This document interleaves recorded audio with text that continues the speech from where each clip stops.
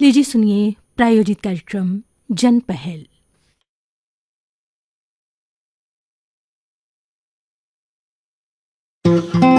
हर बच्चा पढ़ाई लिखाई से नाता जोड़े, स्कूल जाना बीच में ना छोड़े। इसी कामना और भावना के साथ समग्र शिक्षा उत्तर प्रदेश और यूनिसेफ लखनऊ प्रस्तुत करते हैं कार्यक्रम जन पहल। शिक्षा प्रगति की ऐसी सीढ़ी, रोशन होती जिससे हर पीढ़ी।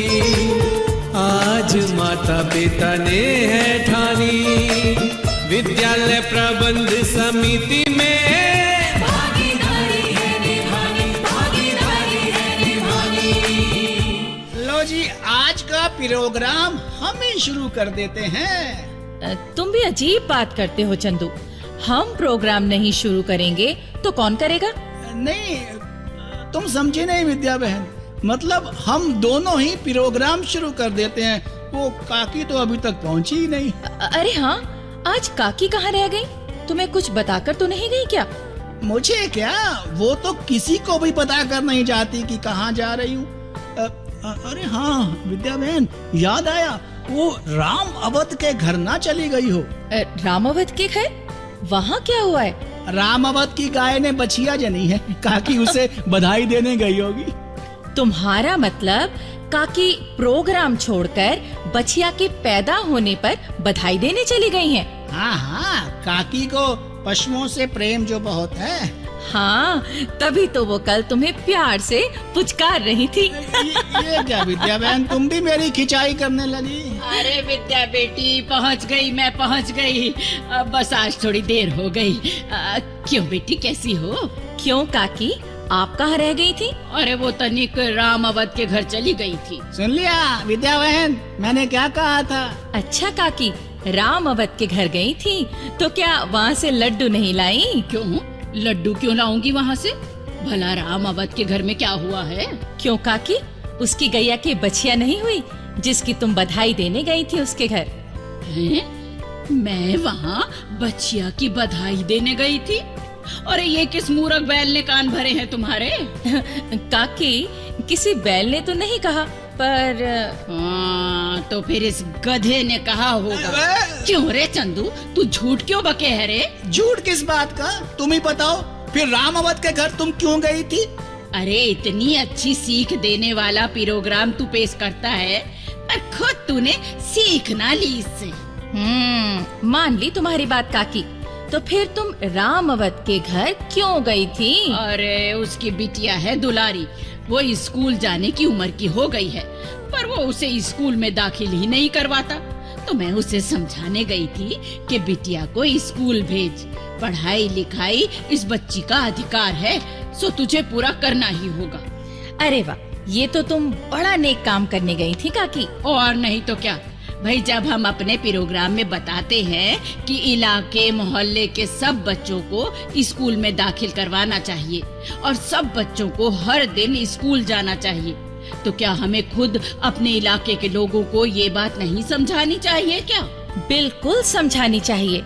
और ये जो सब बच्चों को स्कूल में दाखिल करवाने की बात है, इस पर तो एसएमसी यानी विद्यालय प्रबंध समिति को खास ध्यान देना चाहिए। हाँ विद्या बेटी, लेकिन सारी जिम्मेदारी एसएमसी पर ही तो नहीं छोड़ देनी चाहिए, बाकी सब वासियों को भी इसका ध्यान रखना चाहिए।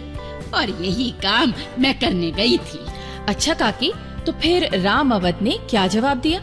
अरे वही कि बेटी ने तो पराए घर ही जाना है, इसकी पढ़ाई लिखाई का हमें क्या फायदा।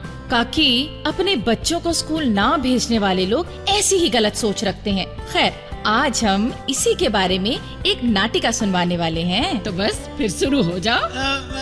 पर विद्या बहन, नाटिका से पहले एक लोकगीत तो सुनवा दो। लो जी, इतनी देर बाद मुंह खोला, वो भी फरमाइश करने को। और चंदू, तुमने काकी के बारे में जो बात उड़ाई है ना, वो बछिया वाली, उसके बारे में सोचो तो तुम्हारी एक बात ना मानो। अरे गलती हो गई विद्या बहन, माफी दे दो। माफी ऐसे तो ना मिलती चंदू, तूने जो गलत बात कही उसकी सजा तो तुझे मिलेगी ही। कैसी सजा काकी? वो तो मैं प्रोग्राम के आखिर में बताऊंगी। अब तो तू ये लोकगीत सुन और उसके बाद नाटिका। और हाँ सुन, इस लोकगीत में एक लड़की अपने प्रेमी को मुलाकात करने की शर्त बता रही है।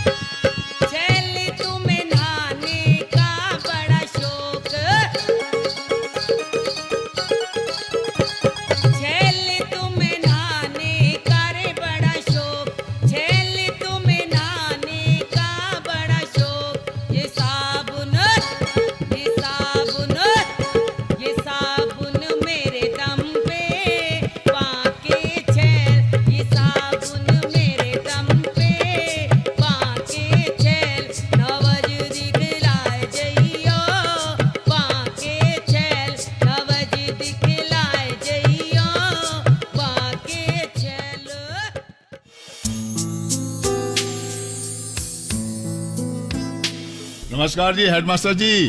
अरे नमस्कार हरसुखलाल जी, आइए आइए। सर मैंने इस वक्त आकर आपके काम में बाधा तो नहीं पहुंचाई ना? अरे नहीं नहीं हरसुखलाल जी, अब तो आप हमारी एसएमसी के मेंबर भी हैं जी। तो अपने इस काम काज के सिलसिले में कभी भी मुझसे मिल सकते हैं। बस जी हेडमास्टर साहब, स्कूल की सेवा करने का मौका मिला है तो निभाएंगे इसे। अच्छी बात कही आपने। वैसे एक बात बताइए हेडमास्टर साहब, हमारी एसएमसी का सबसे बड़ा काम क्या है?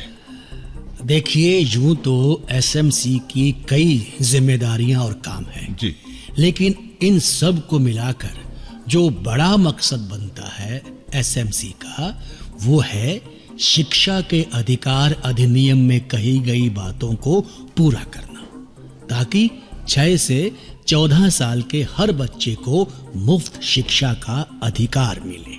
ठीक बात कही सर आपने। और इस अधिनियम की सब बातें पूरी होने लगती हैं एक बड़ी बात को पूरा करके। और हरसुखलाल जी, वो बात है कि इलाके के सब बच्चे स्कूल में दाखिला लें और वो रोज स्कूल आकर अपनी कक्षा में पढ़ाई लिखाई करें। तो मतलब इस बड़ी बात पर एसएमसी को खास ध्यान देना चाहिए, है ना जी? जी हाँ, और मेरे ख्याल से इसके लिए आपको इलाके में एक संपर्क अभियान चलाना चाहिए। और हमें खास तौर पर उन माँ बाप से मिलना चाहिए जो अपने बच्चों को स्कूल में दाखिल नहीं करवाते हैं। हाँ, लेकिन उससे पहले हमें उन कारणों को जान लेना चाहिए जिनके बारे में सोचकर वो बच्चों को पढ़ाना लिखाना नहीं चाहते। जी हाँ, तभी तो हम उन्हें सही बात बता सकेंगे। तो हम मिलकर इस अभियान की शुरुआत करते हैं। जी। पहले उन कारणों की खोजबीन करते हैं, फिर ऐसे माता पिता और अभिभावकों की एक सभा बुलाकर उनसे बात करते हैं। जी बिल्कुल। यहाँ बैठे कई लोगों में ऐसे माता पिता भी हैं जो अपने बच्चों को पढ़ाना लिखाना नहीं चाहते, लेकिन वो हमारी बात मानकर इस सभा में आए, तो इसके लिए हम उनके आभारी हैं। हाँ, तो हरसुखलाल जी, आप बात शुरू कीजिए। जी जी। भाई गोपाल जी, तुमने अपने बेटे को अभी तक स्कूल में भर्ती क्यों नहीं करवाया? मेरे बेटे ने कौन सा कलेक्टर बनना है, उसने भी मेरी तरह भैंसों की देखभाल ही करनी है। क्यों भाई, जो बच्चे बड़े होकर कलेक्टर बनते हैं वो क्या मंगल ग्रह पर पैदा होकर यहाँ पर आते हैं? भाई वो भी इसी धरती पर ही पैदा होते हैं। हाँ, जब उन्हें पढ़ने लिखने का मौका मिलता है तभी वो जीवन में आगे बढ़ पाते हैं। हाँ गोपाल भाई, आज सोच और जमाना बदल चुके हैं। आज गरीब घर के बच्चे भी पढ़ाई में अव्वल आकर बड़े बड़े ओहदों पर पहुंच रहे हैं। हाँ कमला बहन, तुम अपनी बिटिया को स्कूल क्यों नहीं भेजती? क्यों भेजूं? पढ़ लिख कर जो वो अकल पाएगी तो उसका फायदा उसकी ससुराल को ही मिलेगा। क्यों? क्या बेटी को ब्याह देने के बाद उससे सारे नाते टूट जाते हैं? वो क्या तुम्हारा अंश नहीं रहेगी? क्या तुम्हारे खून की निशानी मिट जाएगी? कमला बहन, जरा सोचो, कल तुम्हारी पढ़ी लिखी बेटी अपने परिवार की उन्नति में मददगार होगी या पढ़ लिख कर कोई बड़ी नौकरी करेगी तो क्या तुम्हें उस पर गर्व ना होगा? अच्छा, अब लालचंद भाई तुम बताओ, तुम्हारा बेटा स्कूल क्यों नहीं जाता? हम गरीब हैं हरसुखलाल जी। अभी मेरा बेटा 4 पैसों की मजदूरी करने लायक हुआ है। स्कूल भेज दूं तो इसकी कमाई से भी जाऊं। तो मतलब तुम अपनी खानदानी गरीबी को छोड़ना नहीं चाहते? अरे बेटों को पढ़ाओगे नहीं तो ये गरीबी की परंपरा आगे बढ़ती रहेगी भाई। बेटे को पढ़ा लिखा कर काबिल बनाओ और अपने परिवार को गरीबी से मुक्ति दिलवाओ। क्यों भाई, क्या कहते हो अब? जी हाँ, हम अपने बच्चों को पढ़ाएंगे। हम उन्हें स्कूल में दाखिल करवाएंगे। बहुत अच्छी बात है, लेकिन एक बात याद रखो, बच्चों को रोज स्कूल पढ़ने भेजना है। ये नहीं कि किसी दिन कोई काम पड़ गया तो बच्चे को स्कूल से छुट्टी करा दी। इस तरह की पढ़ाई का कोई फायदा नहीं। बच्चे हर रोज स्कूल में नया पाठ पढ़ते हैं और नई बातें सीखते हैं। बिना वजह या किसी मामूली सी वजह पर छुट्टी करवा दी तो तुम्हारा बच्चा पढ़ाई से पिछड़ जाएगा। बस फिर वही ढाक के 3 पात। बच्चों को रोज स्कूल भेजो, नहीं तो एसएमसी वाले तुम्हारे घर पहुंच जाएंगे कि बच्चों को स्कूल क्यों नहीं भेजते। क्यों हरसुखलाल जी? हाँ हेडमास्टर साहब, ये भी तो हमारा फर्ज है।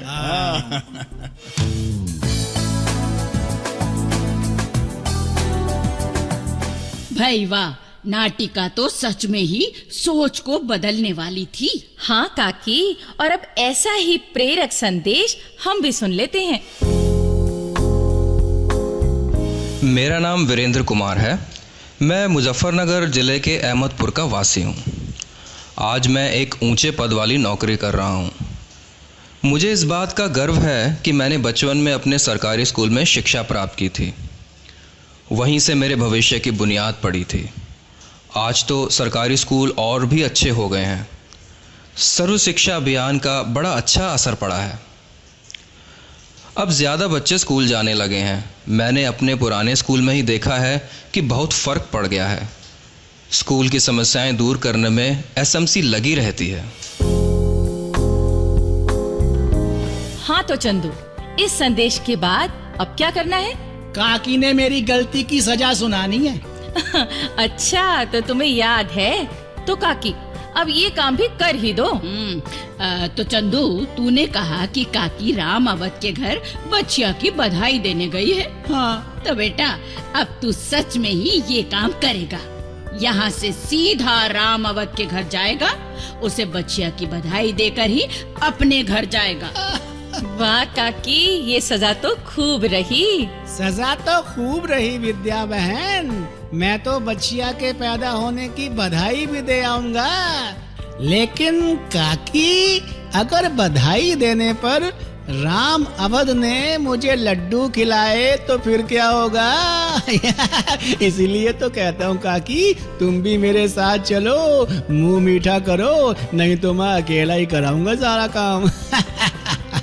भाइयों बहनों, अगर आप अपनी बात हम तक पहुंचाना चाहते हैं या विद्यालय प्रबंध समिति के बारे में कोई जानकारी चाहते हैं या कार्यक्रम के बारे में कोई सुझाव देना चाहते हैं तो इस पते पर लिखें। हमारा पता है समग्र शिक्षा उत्तर प्रदेश, सर्व शिक्षा अभियान ऑफिस, विद्या भवन, प्रथम तल, फर्स्ट फ्लोर, निशांतगंज, लखनऊ 226007। तो अब जन पहल के अगले कार्यक्रम तक विद्या और अपनी काकी और अपने चंदू को आज्ञा दीजिए। जय हिंद। शिक्षा प्रगति की ऐसी सीढ़ी, रोशन होती जिससे हर पीढ़ी। आज माता पिता ने है ठानी, विद्यालय प्रबंध समिति में